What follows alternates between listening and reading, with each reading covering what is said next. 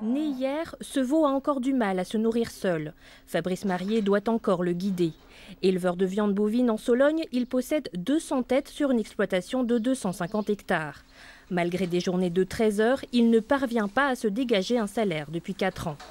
Loin des manifestations de ses collègues du Grand Ouest, Fabrice partage leur colère, mais il n'a plus la force de se battre. J'ai l'impression qu'on est encore plus démotivé qu'eux et qu'on n'a même plus le courage d'aller se faire entendre. Et c'est le problème qu'on a par ici, c'est que les éleveurs, en Sologne, on va les compter sur les doigts d'une main. Fabrice met entre 7 et 8 mois pour élever un veau. Avec les charges, ce dernier lui coûte 60 € par mois. Aujourd'hui, le prix de la viande ne lui permet pas de vendre ce veau plus de 1 000 €, alors qu'il faudrait le vendre au moins 1 200 €. Aujourd'hui, une vache vaut le même prix que dans les années 70, quoi.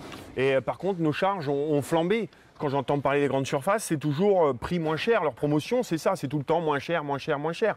Il arrive un moment où nous, on ne peut plus, quoi. Enfin, le consommateur, il faut qu'il en prenne conscience. Dans le département d'à côté, Bruno produit du lait grâce à ses 55 vaches laitières. Il n'a plus de salaire depuis 2 ans. En cause, un marché international en berne, suite à l'embargo russe sur les produits européens.